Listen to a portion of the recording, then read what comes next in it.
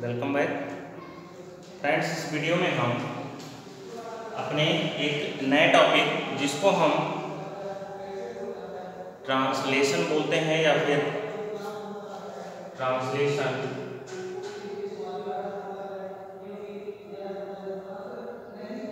अनुवादन भी इसको हिंदी में बोलते हैं। तो ट्रांसलेशन आपको बताया गया है इस चैप्टर के दौरान, जिसमें मल्टीकुलर बेसिस ऑफ इनहेरिटेंस जो चैप्टर आपका चल रहा है उसके अंतर्गत आपको एक चीज बताई गई, डीएनए से जब डीएनए बनता है या फिर डीएनए से आरएनए बनता है, तो डीएनए से जब डीएनए बनता है तो उसको हम रेप्लिकेशन बोलते हैं। रेप्लिकेशन। डीएनए से जब आरएनए बनता है तब हम उसको ट्रांसक्रिप्शन बोलते हैं। ट्रांसक्रिप्शन बोलते हैं। और आरएनए से जब प्रोटीन बनता है तब हम उसको ट्रांसलेशन बोलते हैं। ट्रांसलेशन बोलते हैं। कभी कभी आरएनए से डीएनए बनता है जिसको हम रिवर्स ट्रांसक्रिप्शन बोलते हैं। रिवर्स ट्रांसक्रिप्शन, रिवर्स ट्रांसक्रिप्शन बोलते हैं। तो यहाँ पर आज हम चर्चा करेंगे ट्रांसलेशन के बारे में, अर्थात ट्रांसलेशन क्या है, आरएनए से प्रोटीन बनने की जो प्रक्रिया होती है उसको हम ट्रांसलेशन बोलते हैं। एक चीज और यहाँ पर आप ध्यान रखेंगे, डीएनए से जो डीएनए बनता है उसको हम रेप्लिकेशन, डीएनए से आरएनए बनता है उसको ट्रांसक्रिप्शन, आरएनए से जब प्रोटीन बनती है तब हम उसको ट्रांसलेशन बोलते हैं। लेकिन अगर आरएनए से आरएनए बनता है तब भी हम उसको रेप्लिकेशन बोलते हैं। रेप्लिकेशन बोलते हैं, ठीक है। अब यहाँ पर एक चीज और देखने वाली बात है कि जो अगर हम इतना इसको इधर रफ कर दें तो बचता क्या है, डीएनए से आरएनए, आरएनए से प्रोटीन। डीएनए से आरएनए बनना और आरएनए से फिर प्रोटीन बनना, इसको हम सेंट्रल डोग्मा बोलते हैं। क्या बोलते हैं? Central dogma. Central dogma. अब ये एक बेसिक कॉन्सेप्ट आपके दिमाग में डेवलप हो गया कि हाँ, डीएनए से आरएनए बनता है और फिर आरएनए से प्रोटीन बनता है। अब आप के दिमाग में ये भी क्वेश्चन उठ सकता है कि आखिर प्रोटीन बनने की आवश्यकता क्यों पड़ती है? तो इसका आंसर है कि आप जानते हैं कि जितने भी आपके शरीर में एंजाइम्स हैं, हार्मोन्स हैं, ये सब चीज़ें क्या होती हैं, ये प्रोटीन होती हैं, प्रोटीन की ही बनी होती हैं। जैसे आपका जो प्रोटीनेशियस हार्मोन है, इंसुलिन हो गया, आपके शरीर में बनता है टाइलिन एंजाइम, ये सब क्या है, ये सब प्रोटीन है। तो इन्हीं सब चीज़ों के निर्माण के लिए, हार्मोन्स के निर्माण के लिए, एंजाइम्स के निर्माण के लिए और भी अन्य चीज़ों के निर्माण के लिए प्रोटीन का निर्माण हमारे शरीर में आवश्यक हो जाता है। अब यहाँ पर एक चीज ध्यान देने वाली ये है कि हमारे शरीर में सबसे पहले जान लीजिए कि प्रोटीन क्या है। प्रोटीन क्या है? तो प्रोटीन को अगर हम देखें तो ये क्या है, एक पॉलीपेप्टाइड चेन होती है। पॉलीपेप्टाइड चेन मतलब पॉलीमराइजेशन को आप हिंदी में बोलते हैं बहुलीकरण। जब छोटी छोटी यूनिट्स, छोटी छोटी इकाइयाँ मिलकर एक लंबी चेन का, एक लंबी कड़ी का निर्माण कर लेती हैं, तब उसको हम पॉलीमराइजेशन बोलते हैं या फिर बहुलीकरण हिंदी में बोलते हैं। तो ठीक उसी प्रकार से प्रोटीन क्या है, एक पॉलीमर है, बहुलक है, किसका? अमीनो एसिड का। अमीनो एसिड, ये जो अमीनो एसिड्स हैं वही अमीनो एसिड्स आपस में जुड़कर एक लंबी कड़ी का निर्माण कर लेते हैं, जिसको हम क्या बोलते हैं, प्रोटीन। ये सब क्या है? Amino acid. Amino acid. तो ये जो अमीनो एसिड्स हैं, कई अमीनो एसिड्स हजारों की संख्या में, सैकड़ों की संख्या में जब आपस में संयुक्त होकर एक लंबी कड़ी बना लेते हैं तब हम उसको प्रोटीन बोलते हैं। अब आपको ये जानकर हैरानी होगी कि हमारे शरीर में 20 प्रकार के अमीनो एसिड पाए जाते हैं। अमीनो एसिड कितने प्रकार के हैं? 20 टाइप्स हैं, जिसमें से जो इसेंशियल यानी कि आवश्यक 10 होते हैं और नॉन इसेंशियल 10 होते हैं, टोटल 20। तो 20 प्रकार के अमीनो एसिड पाए जाते हैं, जिसमें से 10 आवश्यक अमीनो एसिड होते हैं और 10 अमीनो एसिड ऐसे होते हैं जिनको हमारा शरीर खुद बना लेता है और उनको हम नॉन इसेंशियल अमीनो एसिड्स बोलते हैं। जो इसेंशियल अमीनो एसिड्स होते हैं उनको हमें डाइट के रूप में, भोजन के रूप में बाहर से लेना पड़ता है, लेकिन 10 अमीनो एसिड ऐसे होते हैं जिनको हमारा शरीर खुद बना लेता है और उन अमीनो एसिड को हम नॉन इसेंशियल अमीनो एसिड बोलते हैं।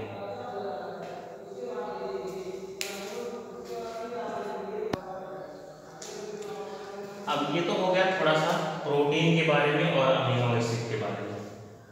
अब यहाँ पर जो सोचने वाली बात यह है कि आरएनए से आपका प्रोटीन बन रहा है, आरएनए से प्रोटीन बन रही है। आप जानते हैं कि आरएनए एक सिंगल स्ट्रैंडेड पॉलीपेप्टाइड होता है, पॉलीपेप्टाइड होता है जिसमें जो नाइट्रोजनस बेस हैं वो आपस में लगे होते हैं,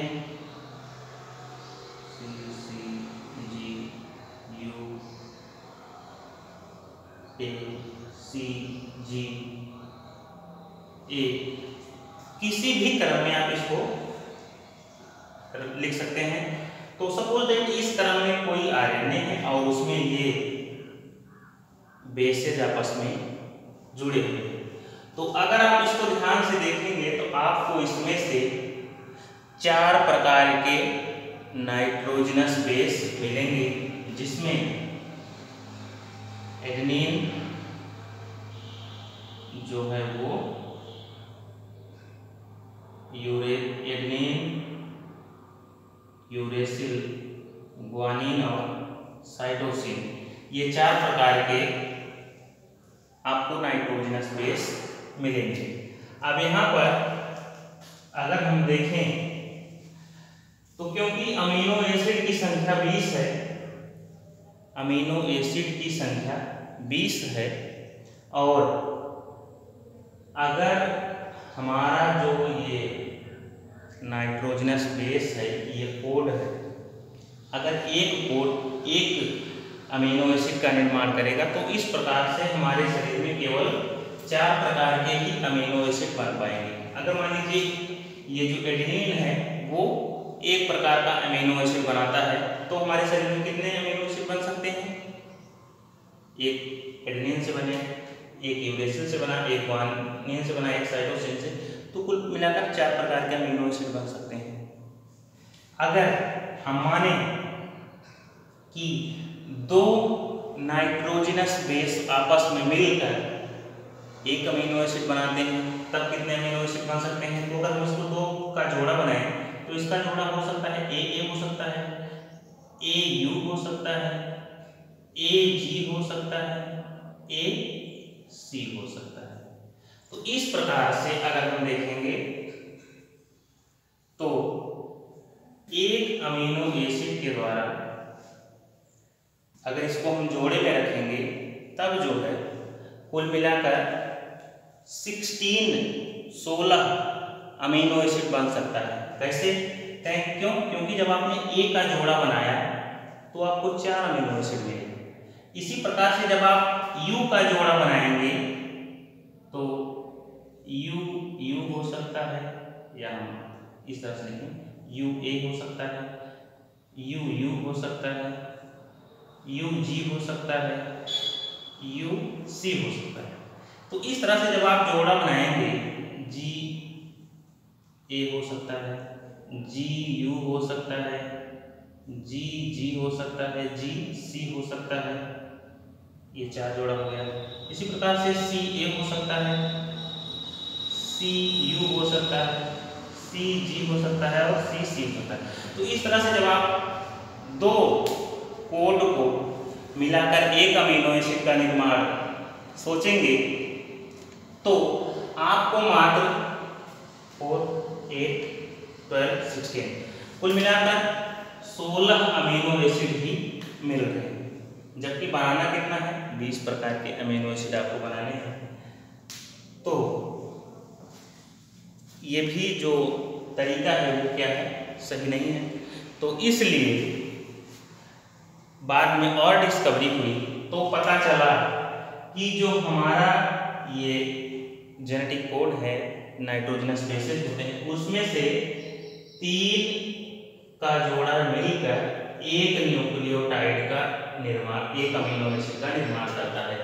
इस तरह से एक ट्रिपलेट हम इसको बोलेंगे, ट्रिपलेट, यानी कि 3 ये जो बेस है वो आपस में मिलकर एक अमीनो एसिड का निर्माण करेंगे। ये हो सकता है यू यू यू हो सकता है, ए यू सी हो सकता है। इस तरह से इसको हम क्या बोलेंगे, ट्रिपलेट बोलेंगे, क्योंकि इसमें 3 है।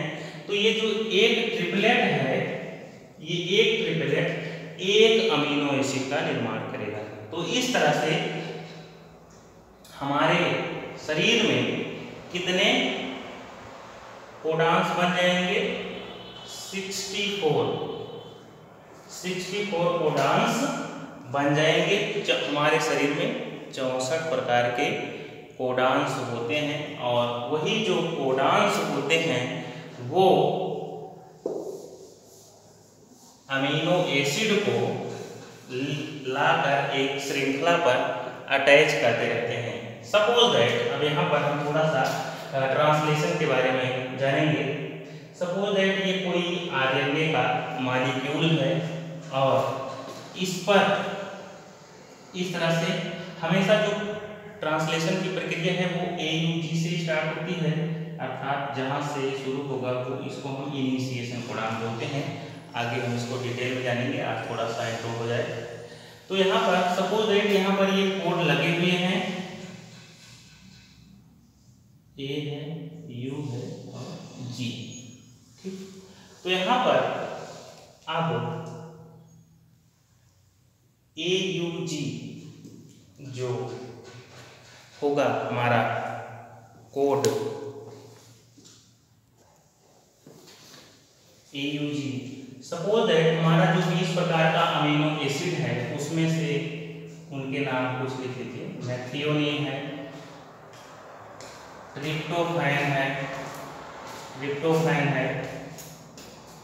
ल्यूसीन है, आइसोल्यूसीन है। तो ये कुछ अमीनो एसिड्स हैं। तो अब यहाँ पर हम आरएनए का जो स्ट्रक्चर देखेंगे, सपोज दैट वहाँ पर जो कोड है नाइट्रोजनस बेस है, यहाँ पर AUG है। तो यहाँ पर AUG जो है वो हम मान लेते हैं कि किसके लिए कोड करेगा, मेथियोनिन के लिए। अब यहाँ पर थोड़ा सा आपको बैक जाना होगा। आपने आरएनए पढ़ा है, tRNA, mRNA और rRNA। तो यहाँ पर इन कोड की वजह से सपोज दैट अब यहाँ पर ये क्या है, ये अमीनो एसिड्स कोशिका में पड़े हुए हैं। अब यहाँ पर ये और ये कोड लगे हुए हैं।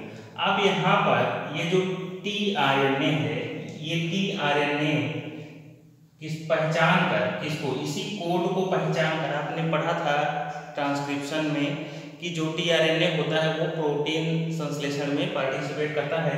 तो यही जो tRNA है वो किसको पहचानेगा, जो अमीनो एसिड्स हैं उसको पहचानेगा और लाकर यहाँ पर अटैच करेगा। यहाँ पर किसको लाकर अटैच किया, मेथियोनिन को, क्योंकि जो AUG है वो मेथियोनिन को कोड कर रहा है। मेथियोनिन को कोड कर रहा है। इसके बाद सपोज दैट UUA है, ये किसको कोड कर रहा है? सपोज दैट ये ट्रिप्टोफैन को कोड कर रहा है, तो ये जो tRNA है ये तुरंत किसको लेकर आएगा यहाँ पर? ट्रिप्टोफैन को। ठीक, इसके बाद अगर हम मान लेते हैं कि यहाँ पर कोई कोड है AA और वो किसको कोड कर रहा है? ल्यूसीन को, तो तुरंत जो हमारा tRNA है यहाँ पर उठाकर लाएगा किसको? ल्यूसीन को। तो इस तरह से जो tRNA है इसी कोड को पहचान कर इन अमीनो एसिड्स को लाकर अटैच करता जाएगा और अटैच करने के पश्चात ये जो आपस में अमीनो एसिड्स हैं ये आपस में जुड़ते चले जाएंगे, एक पॉलीपेप्टाइड बन जाएगा, एक बहुलक बन जाएगा और फिर आपस से ये अलग हो जाएंगे आरएनए से और एक प्रोटीन की लंबी श्रृंखला बन जाती है।